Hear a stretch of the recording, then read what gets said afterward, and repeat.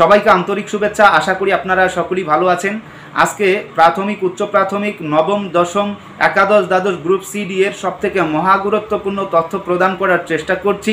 তাই ভিডিওটি প্রথম থেকে শেষ পর্যন্ত ভালো করে শুনে বোঝার চেষ্টা করবেন। আপনারা সকলেই জানেন যে প্রাথমিকের শিক্ষক নিয়োগের ক্ষেত্রে ইতিমধ্যে নানান ধরনের মামলা হয়েছে। বিশেষ করে 2014 সালের যে টেট হয়েছে, সেই 2014 সালের টেটকে নিয়ে এখনও পর্যন্ত মামলার ঘানি টানছেন প্রার্থীরা। আর সেই মামলা এখনও পর্যন্ত মহামান্য কলকাতা হাইকোর্টে বিচারাধীন অবস্থায় রয়েছে। 2014 সালে প্রায় 40,000-এর মতো প্রার্থী চাকুরি পেয়েছেন এবং তাদের যে দুর্নীতির যে মামলার, সেই মামলাগুলো কিন্তু হিয়ারিং হয়ে চলছে মহামান্য কলকাতা হাইকোর্টে। আগামী 30 তারিখে এই 2014 সালের মামলা, অর্থাৎ 2014 সালের টেটের উপর যে মামলা রয়েছে, সেই মামলার হিয়ারিং হতে চলছে এবং এর উপর কি প্রভাব পড়বে গত সোমবারের রায়। আপনারা জানেন যে গত সোমবারের দিন কি রায় দিয়েছে মহামান্য কলকাতা হাইকোর্ট। মহামান্য কলকাতা হাইকোর্ট প্রায় 26,000-এর মতো চাকুরি প্রার্থীকে বরখাস্ত করলো, নবম, দশম, একাদশ, দ্বাদশ গ্রুপ সি-ডি মিলিয়ে। সুতরাং এই যে রায়ের প্রভাব, সেই রায়ের প্রভাব কি প্রাথমিকের সবথেকে মহাগুরুত্বপূর্ণ মামলাগুলির উপর প্রভাব ফেলবে, সেটাই এখন দেখার। সেটা কিন্তু আমরা আগামী 30 তারিখে মহামান্য কলকাতা হাইকোর্টের দিকে তাকিয়ে থাকব। মহামান্য কলকাতা হাইকোর্টে সেই দিন হিয়ারিং আছে, সেই দিন যা ঘটবে অবশ্যই আপনাদের সেই বিষয়টা জানিয়ে দেওয়ার চেষ্টা করব। এদিকে উচ্চ প্রাথমিকের শিক্ষক নিয়োগ বিষয়ে অনেকেই নানান ধরনের প্রশ্ন করেছেন যে উচ্চ প্রাথমিকের শিক্ষক নিয়োগ প্রক্রিয়া কবে সম্পূর্ণ হবে। আপনারা সকলেই জানেন যে উচ্চ প্রাথমিকের নিয়োগ প্রক্রিয়ার ক্ষেত্রে সবথেকে মহাগুরুত্বপূর্ণ মামলা ম্যাট 638। আর এই ম্যাট 638 যতক্ষণ না পর্যন্ত নিষ্পত্তি হয় ততক্ষণ পর্যন্ত উচ্চ প্রাথমিকের শিক্ষক নিয়োগ কার্যত অধরা। সুতরাং কবে এর পরিসমাপ্তি হবে তা নিয়ে কিন্তু অনেকের প্রশ্ন। আপনারা সকলেই জানেন যে উচ্চ প্রাথমিকের শিক্ষক নিয়োগের ক্ষেত্রে 2016 সালে নোটিশে জারি করা হয়েছিল 14,339টি শূন্যপদের উপর শিক্ষক শিক্ষিকা নিয়োগ করা হবে এবং তার উপর নির্ভর করেই কিন্তু কমিশন নিয়োগ প্রসেস চালিয়েছে। কিন্তু সেখানে দুর্নীতি থাকায় মহামান্য কলকাতা হাইকোর্ট 2019 সালে সেই সমস্ত প্রার্থীদের বাতিল করে এবং তারপরে মহামান্য কলকাতা হাইকোর্ট থেকে একটা অর্ডার দেওয়া হয়েছে নতুন করে স্বচ্ছভাবে পুনরায় ইন্টারভিউ নিয়ে তাদের আরও লিস্ট তৈরি করতে।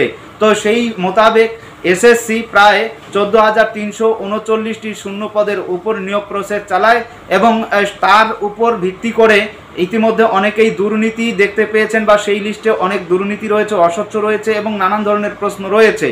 তো সে কারণেই 2021 সালে অনেক প্রার্থী মহামান্য কলকাতা হাইকোর্টের দ্বারস্থ হয়েছেন। আর সেই মহামান্য কলকাতা হাইকোর্টের দ্বারস্থ হওয়া মামলাটির নাম হচ্ছে ম্যাট 638, অর্থাৎ আপার প্রাইমারির সবথেকে মহাগুরুত্বপূর্ণ মামলা। ইতিমধ্যে আপনারা জানেন যে গত যে 17 তারিখ ছিল, গত 17 তারিখে মহামান্য কলকাতা হাইকোর্টে সেই মামলার হিয়ারিং হওয়ার কথা ছিল, কিন্তু রামনবমীর দিনেই সেই মামলার হিয়ারিং, সে কারণেই সেদিন ছুটি ছিল মহামান্য কলকাতা হাইকোর্ট। তাই পরবর্তী 24 তারিখে হিয়ারিং হওয়ার কথা, কিন্তু আমি বলেছিলাম পরবর্তী 24 তারিখে হিয়ারিং হবে না। কারণটা হচ্ছে 26 তারিখ পর্যন্ত কিন্তু অনুপস্থিত থাকবেন বিচারপতিদ্বয়, সে কারণেই কিন্তু হিয়ারিং না হওয়ার সম্ভাবনা রয়েছে। ঠিক তেমনটাই হলো। সে কারণেই কিন্তু উচ্চ প্রাথমিকের শিক্ষক নিয়োগের ক্ষেত্রে সবথেকে যে মহাগুরুত্বপূর্ণ মামলা ম্যাট 638, তাদের যে পিটিশনার রয়েছে, সেই পিটিশনারদের যাবতীয় তথ্যাদি মহামান্য কলকাতা হাইকোর্টে সম্ভবত 29 তারিখে সাবমিট করতে চলছে। সুতরাং যদি 29 তারিখে সাবমিট করে তাহলে অবশ্যই ম্যাট 638 মেনশন হবে এবং হিয়ারিং হবে। যখনই মেনশন এবং হিয়ারিং হবে অবশ্যই আমি আপনাদের সেই বিষয়টা জানিয়ে দেওয়ার চেষ্টা করব। তবে উচ্চ প্রাথমিকের শিক্ষক নিয়োগের ক্ষেত্রে এই যে একটা দীর্ঘসূত্রিতা, এতে অনেকের কিন্তু লাভ হয়েছে। কেননা যদি নবম, দশম, একাদশ, দ্বাদশের ক্ষেত্রে আমরা যে ঘটনাগুলো দেখলাম সেভাবে যদি নিয়োগ প্রক্রিয়া হতো তাহলে কিন্তু আজকে অনেক প্রার্থীর চাকরি চলে যেত। সে কারণেই উচ্চ প্রাথমিকের শিক্ষক নিয়োগ প্রক্রিয়াটা আশা করি স্বচ্ছ এবং সঠিকভাবে হবে। ইতিমধ্যে অনেক প্রার্থী তারা কিন্তু স্কুল বাছাই করেছেন এবং বেশ কিছু প্রার্থী দ্বিতীয় দফার স্কুল বাছাই করার অপেক্ষায় রয়েছেন। আপনারা সেই বিষয়টা কিন্তু সরাসরি চেয়ারম্যানের মুখ থেকেও শুনেছিলেন। চেয়ারম্যান বলেছিলেন যে 7 দিনের মধ্যেই দ্বিতীয় দফার কাউন্সিলিং পর্ব সম্পন্ন করবেন। যদিও আইনি জটিলতার কারণে সেই দ্বিতীয় দফার কাউন্সিলিং পর্ব সম্পন্ন করতে পারেনি, আমরা কিন্তু এমনটাই শুনেছিলাম চেয়ারম্যানের মুখ থেকে। সুতরাং আইনি পর্বটা যেহেতু এখনো পর্যন্ত চলছে মহামান্য কলকাতা হাইকোর্টে, তাই অপেক্ষা করতে হবে এবং পরবর্তীতে দ্বিতীয় কাউন্সিলিং হয় কিনা, পরবর্তীতে কি ধরনের অর্ডার আসে, পরবর্তীতে এই যে আমাদের যে গত কয়েকদিনের একটা ঘটনা দেখলাম, একটা রায় মহামান্য কলকাতা হাইকোর্ট থেকে প্রায় 26,000 চাকুরিরত প্রার্থীদের চাকুরি থেকে বরখাস্ত করলেন, সেই রায়ের প্রভাব কি আপার প্রাইমারিতে পড়বে? এ নিয়ে অনেকের প্রশ্ন। যদি আপার প্রাইমারিতে এই রায়ের প্রভাব পড়ে তাহলে খেসারত কাদেরকে দিতে হবে? এ নিয়ে কিন্তু নানান ধরনের প্রশ্ন। সুতরাং অপেক্ষা করতে হবে। আর মাত্র 2-3টে হিয়ারিং এমনটাই কিন্তু আমরা শুনতে পাচ্ছি। আপনারা নিশ্চয়ই জানেন যে সুপ্রিম কোর্ট থেকে ইতিমধ্যে অর্ডার দেওয়া হয়েছিল যে যত ধরনের শিক্ষক শিক্ষিকা বা এই দুর্নীতিগ্রস্ত যত ধরনের মামলা রয়েছে তা 6 মাসের মধ্যে নিষ্পত্তি করতে। তবে আপার প্রাইমারির শিক্ষক নিয়োগ প্রক্রিয়া আর মাত্র 2-3টা হিয়ারিংয়ের পর আমরা ক্লিয়ার হতে পারবো। তো এবারে আসি উচ্চ প্রাথমিকের পর নবম, দশম, একাদশ, দ্বাদশ গ্রুপ সিডি এর ক্ষেত্রে।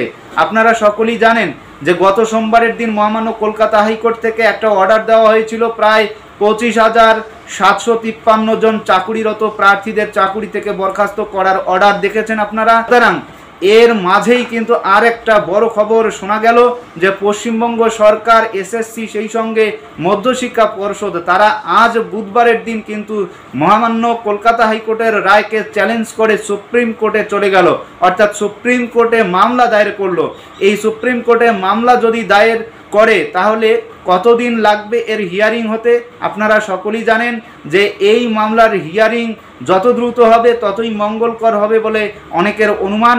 তবে যে সমস্ত যোগ্য বঞ্চিত চাকুরি প্রার্থী এখনো চাকুরি পাননি, যারা দীর্ঘদিন ধরে আন্দোলন এবং অবস্থান বিক্ষোভ করে আসছেন গান্ধী মূর্তির পাদদেশে, তারা কিন্তু কেভিয়েট করে রেখে দিয়েছেন সুপ্রিম কোর্টে যাতে একতরফা কোনো ধরনের শুনানি না হয়। সে কারণেই কিন্তু একটা গুরুত্বপূর্ণ স্টেপ, গুরুত্বপূর্ণ একটা শুনানি হওয়ার কথা। মহামান্য কলকাতা হাইকোর্টের রায়কে চ্যালেঞ্জ করে যেহেতু সুপ্রিম কোর্টে আজ যাচ্ছে, তাই সুপ্রিম কোর্ট যদি সেই মামলাটিকে গ্রহণ করে তাহলে অবশ্যই ভীষণ গুরুত্বপূর্ণ একটা হিয়ারিং হবে। তো আমরা এই মুহূর্তে সেই বিষয়টা শুনতে পাচ্ছি। অবশ্যই এর পরবর্তীতে যা খবর আসবে আপনাদের দেওয়ার চেষ্টা করব। তাই সকলেই ভালো থাকবেন, সুস্থ থাকবেন। আমার কথা বলার মধ্যে কোথাও ভুল হলে মাফ করবেন। ধন্যবাদ।